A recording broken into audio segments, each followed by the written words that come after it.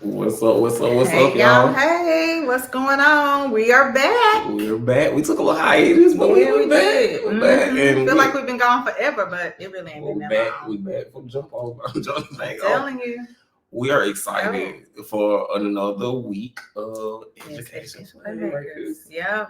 We just coming off spring break, so we had to, So let's relax, refresh. Sure. Deal with all the technical difficulties. Yes, we did. But anyway, y'all know we are the Education Playmakers. I'm Nisha. I'm Marcus. And this week's episode, we titled it The Impact of Black Lives Matter on Education. And we're excited to have this conversation with y'all. And these are our thoughts and opinions. They do not represent anybody else's thoughts and opinions. But we do want to hear your thoughts, and we do want you to get in the comment section and comment. Also, like it, share it. Make sure you subscribe, hit the bell button so you get notified every Thursday when we drop a new episode. Yes, please engage. I'm excited. I'm excited about today. It's our favorite part of the episode. Favorite part. How did we get here?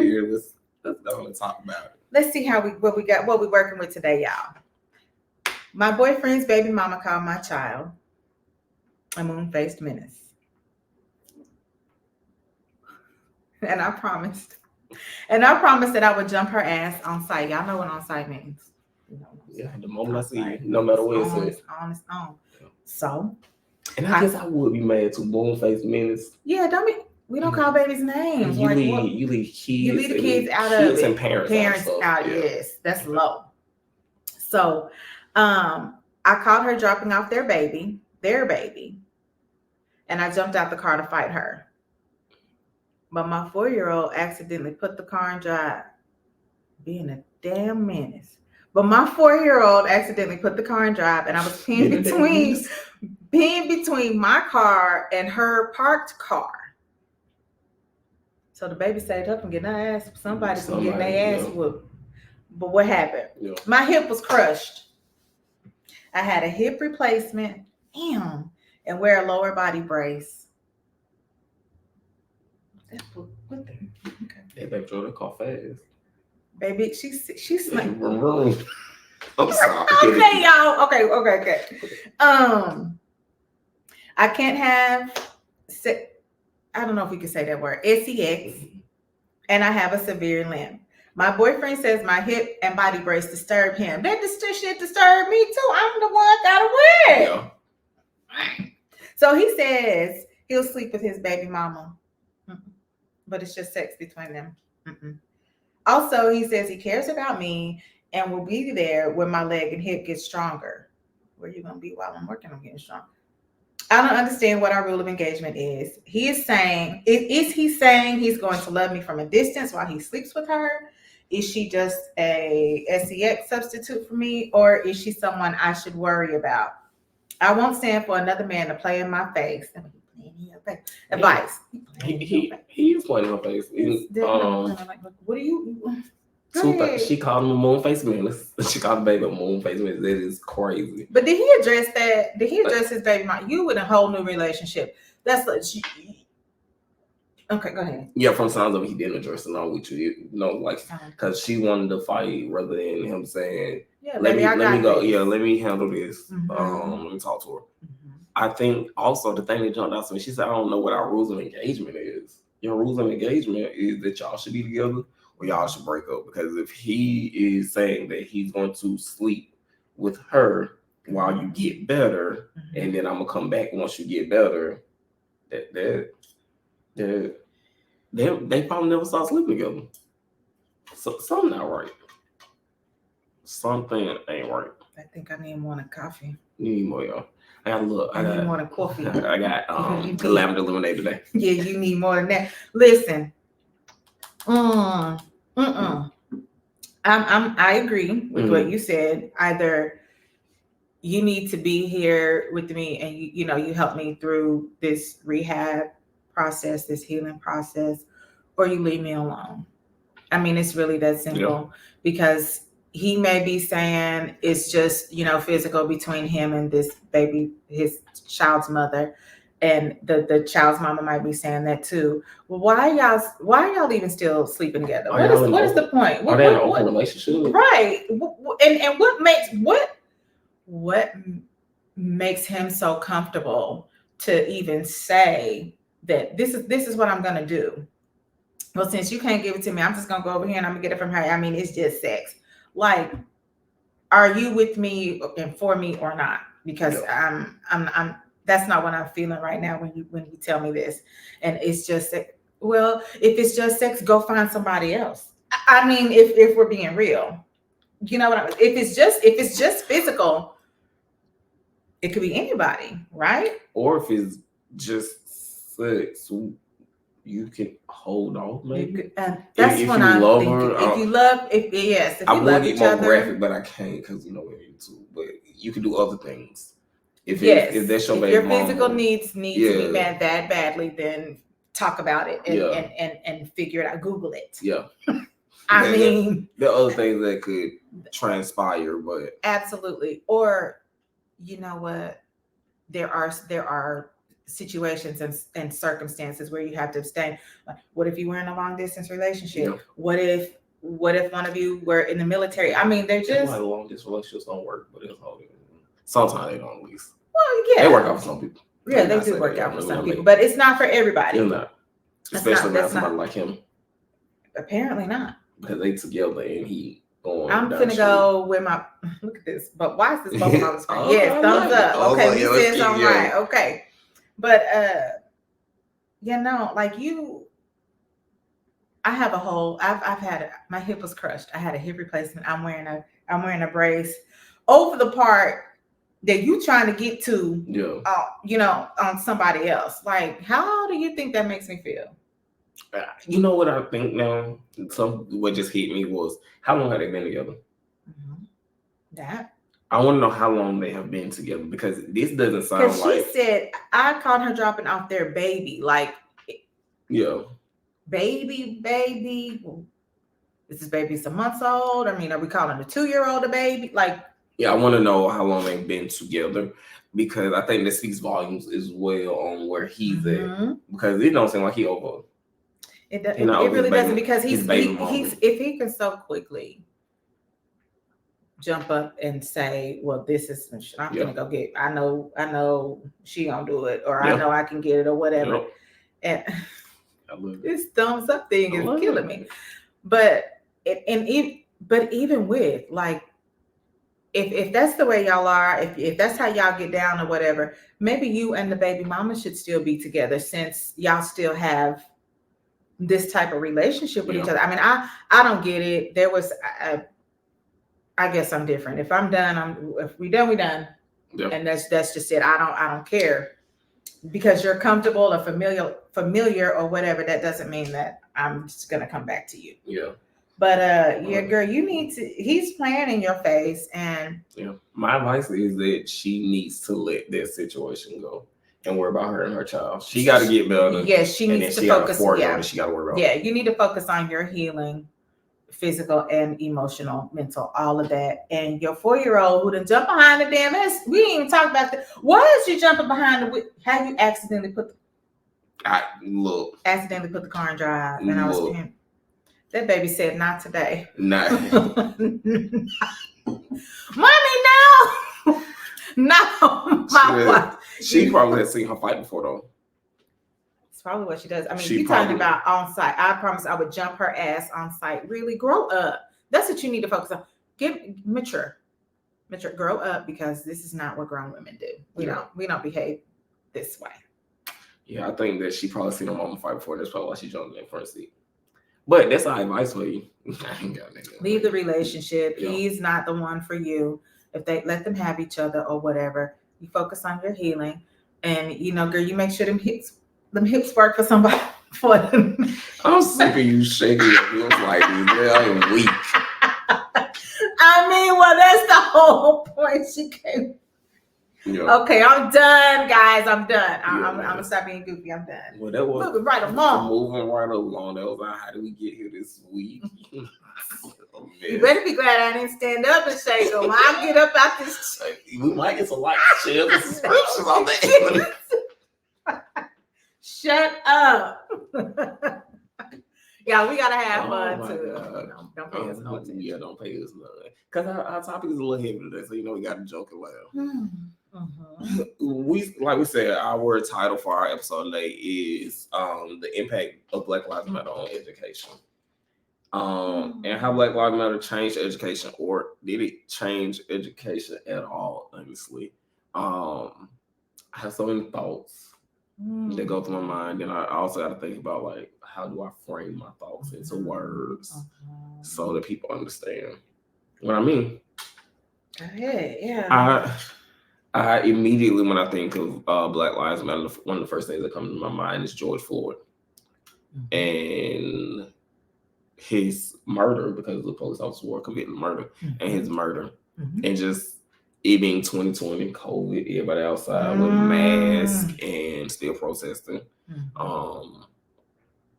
lot going on. It was a lot going on, and now fast forward to today. Honestly, just think about how has Black Lives Matter changed education, and my honest answer is very minimal.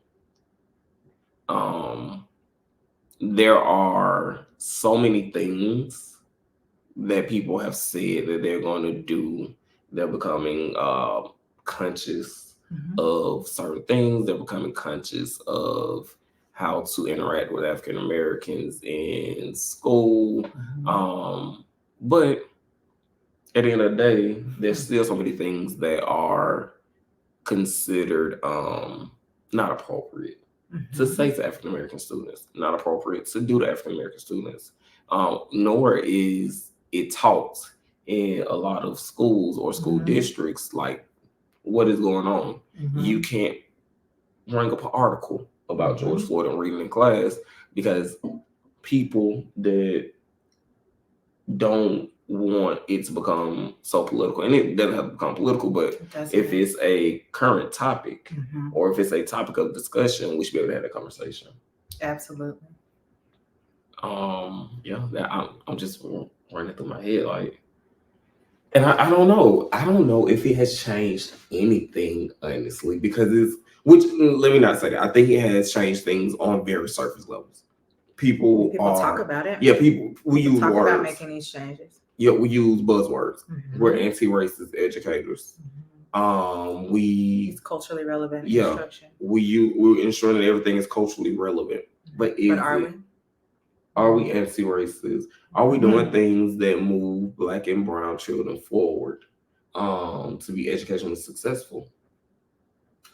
Or are we still having those same practices that lead to more Black and brown children ending up in special education than any other demographic? Or are we still having things in place where schools that are predominantly Black and brown have such an extraordinary disadvantage than other schools? So I wonder, like, just thinking about it. Well, you said you can't, read an article or talk about certain things. And I feel like in most places that it's that way because we're viewed as we're viewed as certain in a certain light. And when we're passionate about something, that they don't say that we're passionate or we're aggressive. We're being aggressive or we're doing too much. That the adjectives and the adverbs become different to describe us and our behavior. So, I think a lot of times in an effort to just kind of quell us and our passion, our energy, we can't do this and we can't do that. This is taboo, and this is off limits, or whatever. When that happens, as educators, we're not doing anything but saying, okay, well, you know what? Some things are safe to talk about and some things are not. And if we don't talk about if we don't talk about the things, we can't ever come to any type of, understanding. We can't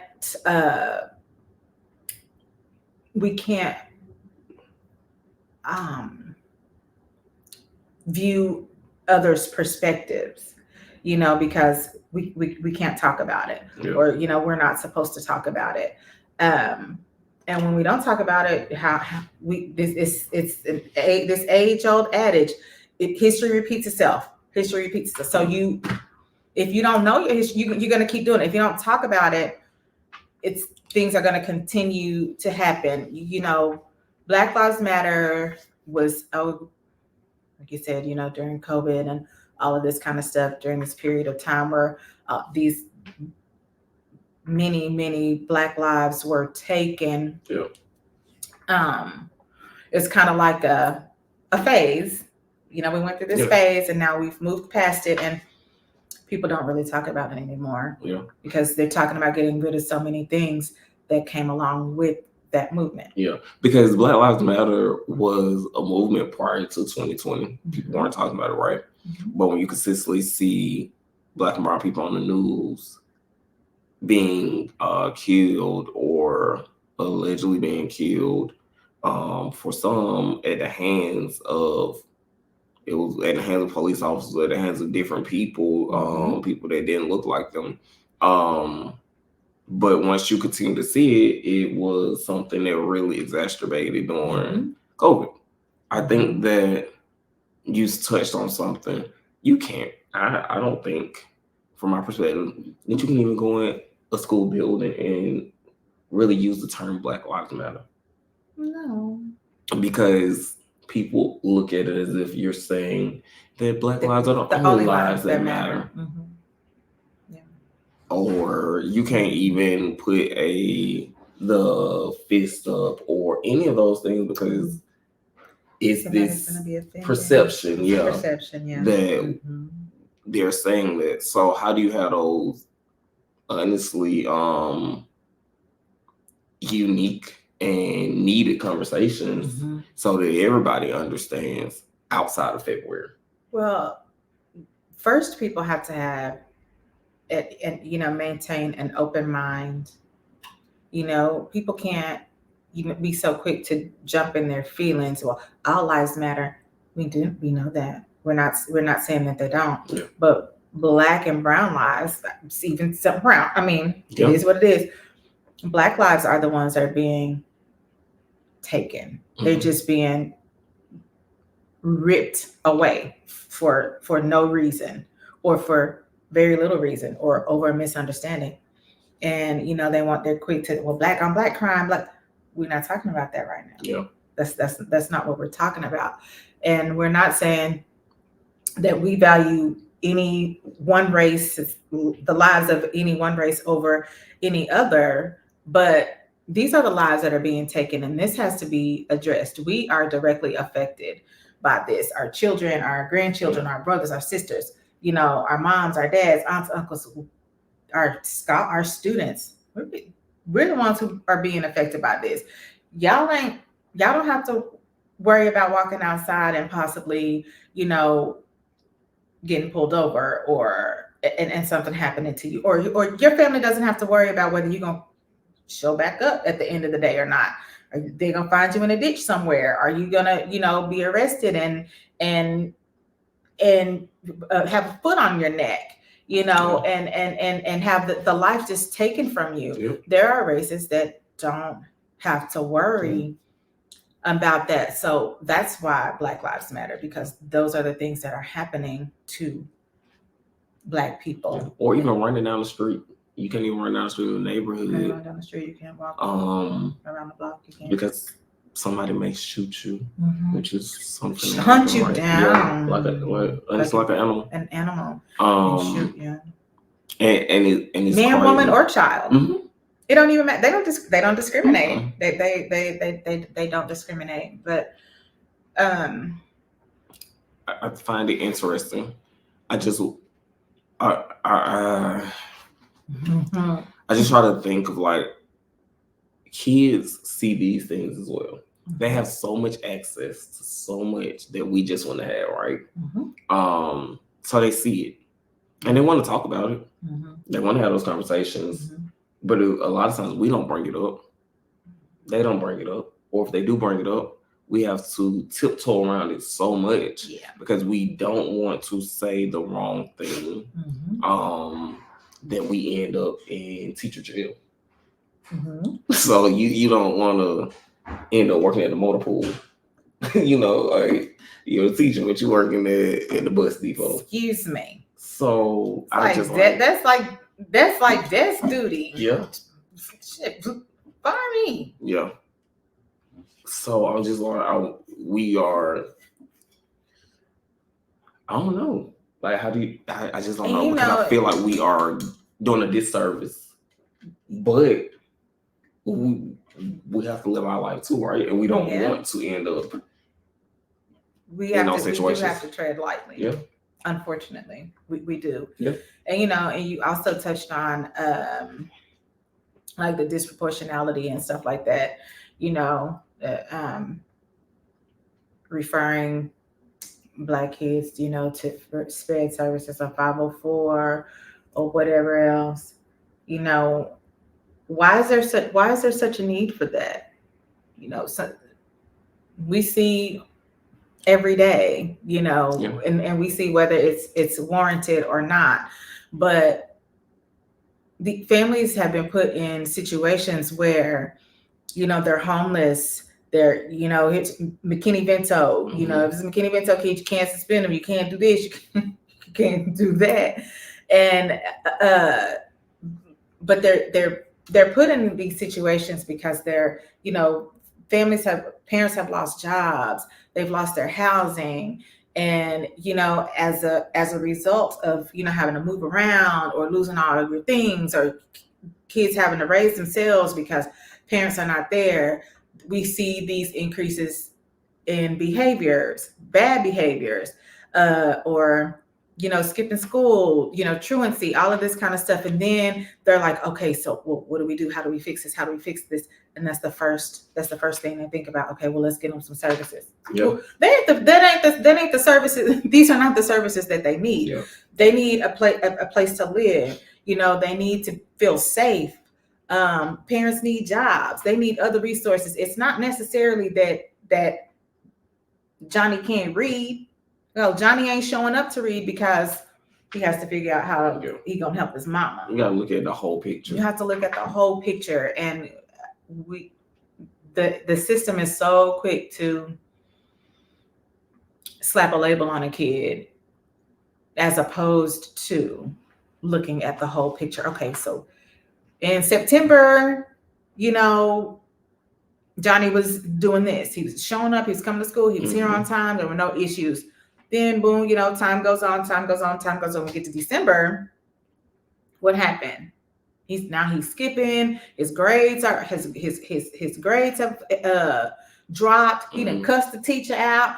He's been suspended a couple of times. Like what's happening? But we want to go straight to, let's snap him.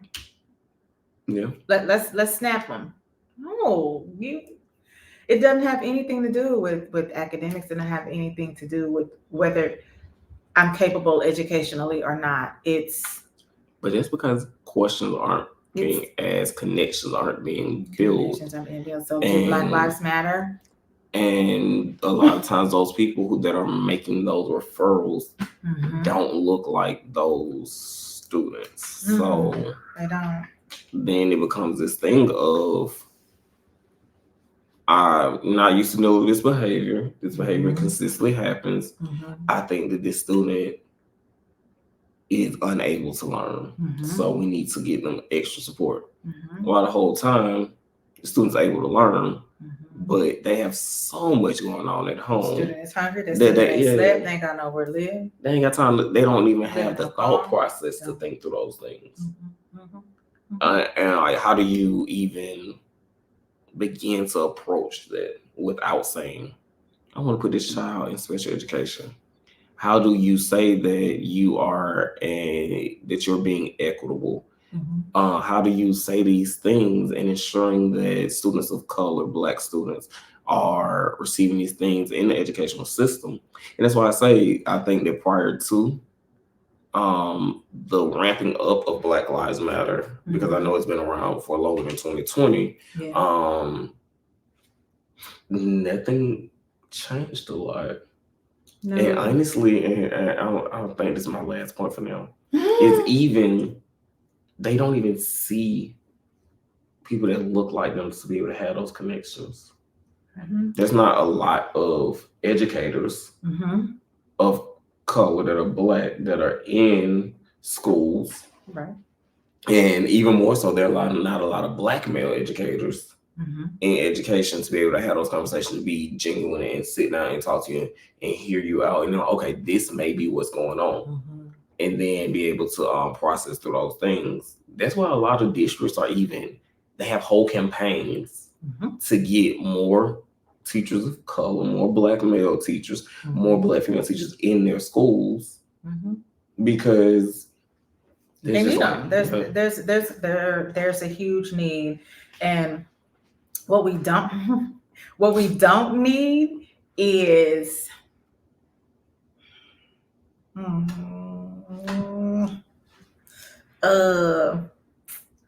we don't need people doing these little pet projects. Oh yeah. You know? Yeah. Oh. Okay. Oh yeah. Thank you.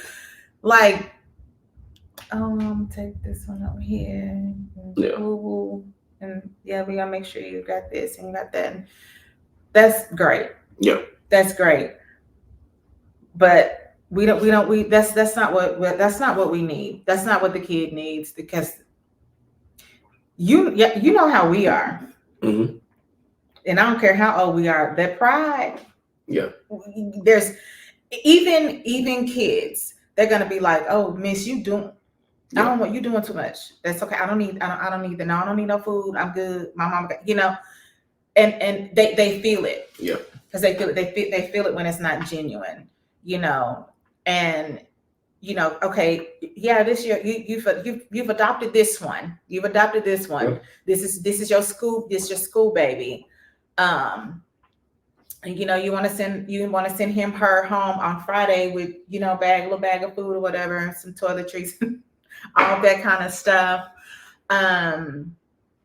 But when so and so feel like they want to punch a wall, and they start going ham, in the classroom, or if you've pulled them out, they're having a fit.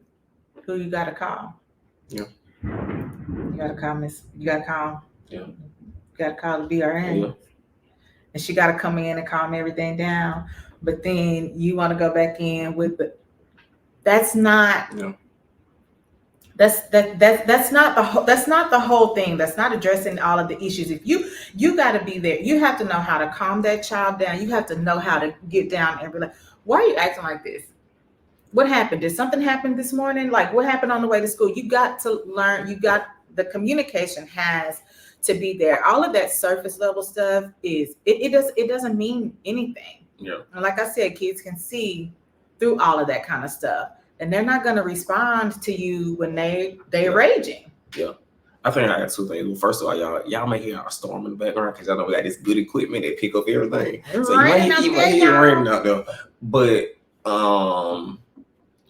I think that even more so, right, curriculum doesn't even line up to support Black students, right? They don't see themselves in curriculum. They don't see themselves in books that they're reading. They don't see themselves in articles that they have to read. They don't see themselves as the sciences. They don't see themselves as the accountant. They don't see themselves as the mathematician, because we don't bring these things and make them visible. Right. So they need to hear, today you look like an accountant. Not you like a football player today. You like a basketball player today. No, today you look like an accountant. You look like you're going to be a astronomer. You look like you're going to be an astronaut. Yep. These are things that they need to hear to get away from this thought process that that has also been given to a lot of students, that you're going to be this great sports star, and you could be that great sports star. I'm not saying that you can't, but we need to use language that lets all students know, and especially our students of color, know that it's okay for you to be smart. Exactly. It's okay for you to be great. You are great. You are great. You don't have to be the class clown. That's not who you are. And they don't hear these things. Even post Black Lives Matters, they don't hear these things. I don't hear staying in the building a lot. And that's why we see this, and social media has taken over the minds of everybody. I'll be on TikTok for hours. You know that because I'm sending you TikToks. But it has taken over the minds of a lot of kids because they are seeing this image online and they're trying to replicate the image. Yeah, that's what they strive to emulate. Absolutely. And you know, you said we need to say you look like, and that's how we try to present ourselves every day too. We walk into our buildings dressed professionally, carrying ourselves as professionals, so they see that, you know, and they're are they resistant to that kind of stuff? Yeah. You look nice today. But you, like, it's they're, I think, you know, sometimes we get so used to just being beat down and looked down upon that, you know, it's hard to take they think somebody's being funny when they say, you look nice today. What you no, I don't. I looked at you look nice today. You look like you're dressed for success, you know. And that's what Black Lives Matter in education should look like. You know, I wish the kids had to wear uniforms. I wear a uniform, because I accessorize this shit to death. You know what I mean? Hey, but if you want me to wear some khakis and a polo, cool. I can do that. I can wear whatever shoes I want and accessorize the way I want. Yeah. Okay, fine. I'll do that. But there are just so many things. And there's so many things that we need to be able to do that we can't do. And for me, and this is just me, and I'm intentional sometimes about the way I dress. On Fridays, I don't dress up.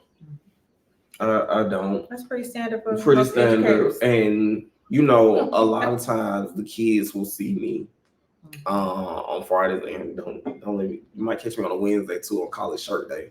The kids be like, "Oh, you got on that drip." And that's the one time they be like, "Oh, you got on drill. You got new shoes. You got this and that." And I want you to see me in this streetwear, right? Because at the same time, you know what I do. Yep. You know the position that I hold, and no matter how I look, and the perception that people may have of me when I walk out of this building. Because when I walk out of this building and go to the store or go grab something to eat, they don't know what I do. That's right. And they're gonna make assumptions about me based off the way I look, based off the way I'm dressed. But it's a-okay because at the end of the day, I'm a consummate professional all day, every day. Yep. And so I want them to understand that same thing. I also want them to understand. I was taking those shots so I can remember my 2 points. I also want them to understand is like dress for success days. When you have the dress up days at school and dress for success days, you don't see our kids do it as much. But you know why? Because they say it don't look cool. But when I dress up, when I really dress up, like I put on khakis and a polo just like every day. Because it's very business comfortable. Casual. Yeah, it's very comfortable. And I do a lot of walking and moving around. So I do that. But let me put on a pair of slacks and a button up. The kids are like, "Oh, you dressed up, man. Why you got that on? What's going on?" I just came to work. Yes. I literally just came to work. That was it. But you know what? Our colleagues said the same thing. Oh yeah. Because I put on some I put on this. I remember the outfit. I had on a blue slacks. I had on some brown dress shoes, and I had on this white white button-up shirt and had like blue polka dots. They were real small. You know, very decent. Mm-hmm. And they was like, "Oh, you want to have a meeting today?" No. You know what I mean? The district? No. It's just I can't work. I put on I had on my Boston College sweatshirt. Mm-hmm. I had on a button-up shirt, collar shirt under it, and also slacks or shoes. So, you look very what do they say? Preppy. Yeah, very preppy. Reminds me of somebody else TV show. No, I just put on my clothes there. Just because you don't see me like this every day. And it is it's a wide array of the way I dress. I dress like professional every day in my eyes. But just because I put this on, okay, let me drink my little lemonade. This is off topic, but whatever. That's the magic and the beauty of being us. Mm-hmm. Because we can take whatever and make it look good. Yeah. We can. I can dress some stuff up. Yeah. And you know me because I'm posting my outfit of the day. Yeah. That's me. That's what I do. That. Yes. I see a lot of educators do it. Yes, we post it. Maybe we should do that on our we should do it on our Education PlayMakers pages. Yep. That's what we need to do. Outfit of the day. Okay, outfit of the day. I'm gonna send you my video then. Merge it together. I like it. Right. Or some pictures or whatever. Yeah. But yeah, because we and I don't know. It's just like ingrained in us. You know what I'm saying? And I know that it's like my mom, my grandma, great grandma. I mean, it just came all the way down. It's something that's in us. And you know, I think we have to stand out. We have to make sure that we look good and we stand out. We can't be looking trashy. We can't be looking because we're overlooked enough. Mm-hmm. So if we walk around looking like everybody else, we're gonna be just as overlooked. Which is the issue altogether that we have to it is present in such a way. It is, but it's sometimes it's not that we just even have to. It's just that's who we are. It's in us. It's in us. You know what I'm saying? And I mean, I will thrift. Mm-hmm. I will thrift. I will hit the clearance. Look, if it ain't on sale, on clearance, mark that shit. I'm not buying it. More than likely, I'm not. Well, most things. Yeah. But I do thrift. I have some limits. There are some things I might spend a little more money on, but some things I ain't. You know, I got my favorite brand. They ain't sponsored. They ain't on paying. But you know, it's and there's something about the way, even if it is thrifted, or you know, I got this graphic tee from Target and these, you know, a pair of jeans from Marshalls or TJ Maxx or whatever. And you put that shit together. My stores right but there. You know, that's my. I told you I went this morning before. Yeah, come on now. But anyway, like it's something about the way that we can put all of that stuff together, and people think that we've spent. No, I didn't spend a lot of money. I may have spent $30 on an outfit. Because people be quick, be like, where you get it from? Yeah, and then don't tell them good when they be looking at you. Like, I know. Yeah. And so look, don't get it twisted. You can find some stuff with tags still on it when you thrift, because folks just give stuff. I decluttered the other day. I gave away a lot of good stuff. But you know, it's the way that I put things together and the way that I put myself together.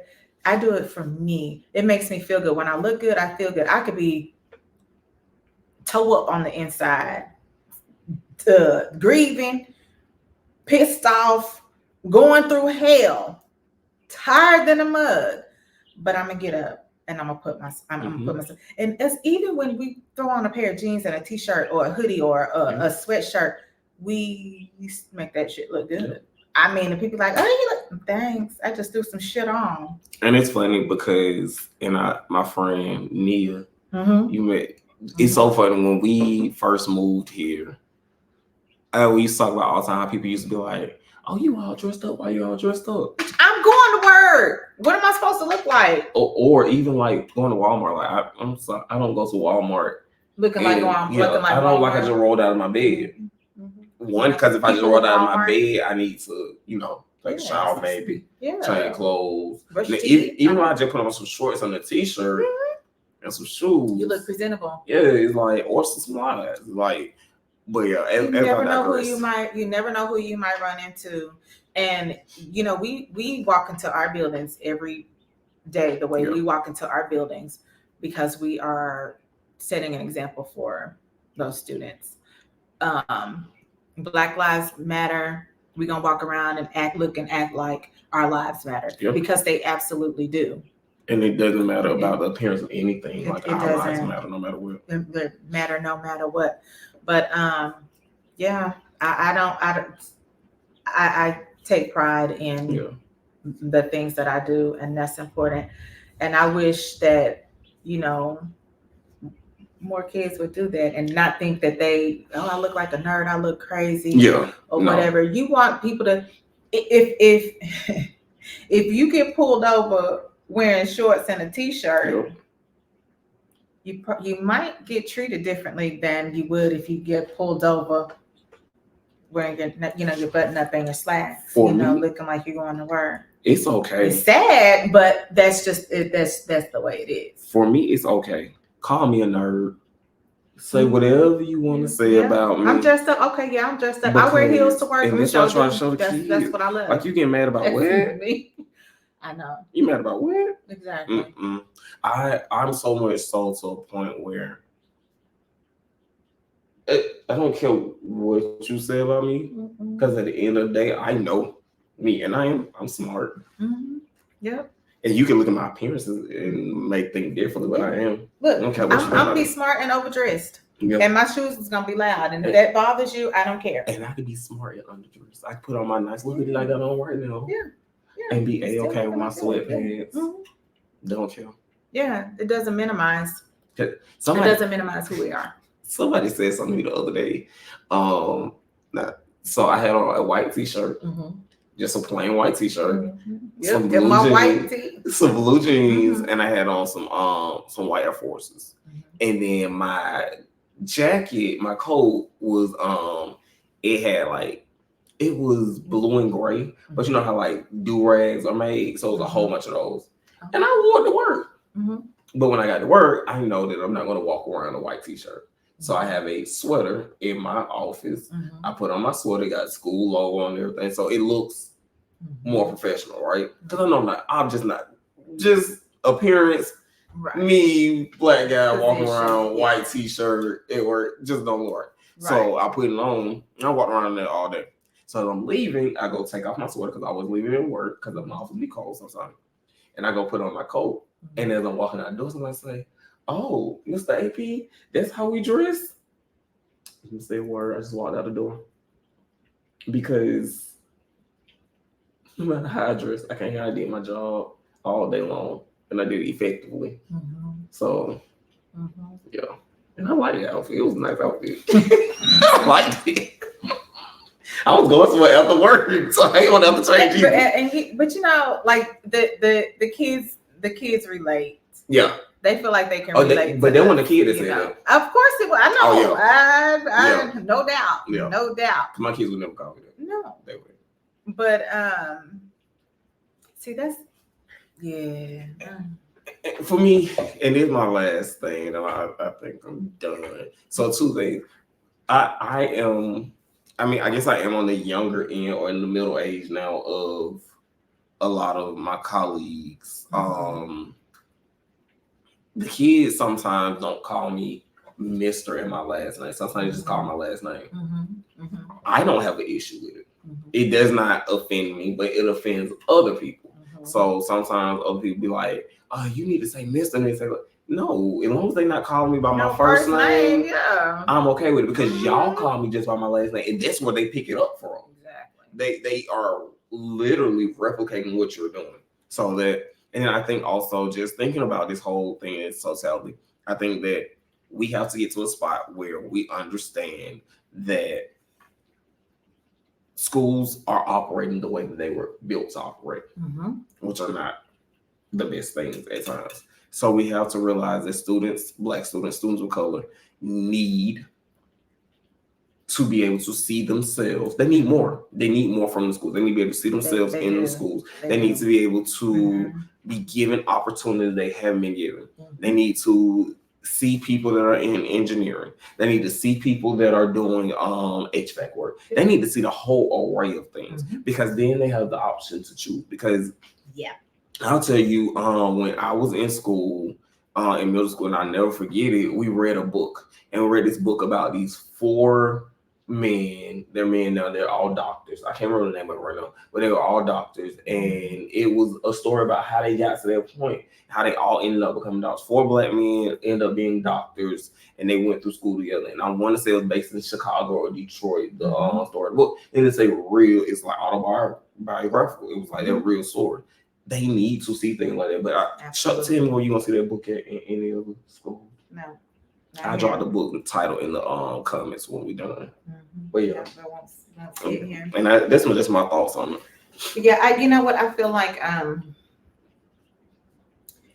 The answer to our topic question today is Black Lives Matter. The Black Lives Matter movement has not helped to improve.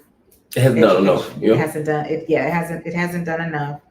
There's so much, there's so much work that we still have to do. And at the rate that we're going right now, I don't know how or when that's going to happen or if, and that's a topic for another day, where the direction education is headed in. But we have a lot of work to do. Yeah. We have a lot of work to do. So to make it matter, to make it count. This was a good conversation. I think it's a conversation that needs to continuously be had. So you will hear us wrap back to a lot of things back in our podcast because education has a long way to go. But I'm glad that we're having these conversations and that we get to have other people come in and have these conversations with us, like we did in the previous 2 podcasts. Like we have other people be able to come in, have these conversations with us, and just be our authentic selves, have fun and joke. But we're talking about some real stuff. And there's some real stuff going on in education. I sent you some clips of what's going on in Houston ISD. I think that those are things that we got to talk about too, because it's wild out here for educators. It's very wild. It is. And it's wild. It makes you think about, is this what you want to continue to do? Right. Not telling nobody not to do it because it's a passion, we love it, but it deters other people that aren't in the profession yet. Yep. Sure does. And this was another great episode. I'm glad we back in the swing of things. We will go home and we back. We had to warm up a little bit for real. Well, this was another great episode, y'all. I hope y'all enjoyed it. Please make sure that y'all like, share, and subscribe. I want to say subscribe. Please make sure y'all like, share, and subscribe. Get down in the comment section, comment, and talk to us. All right, I'm Marcus. I'm Misha. Education PlayMakers. Yeah, we out. We out.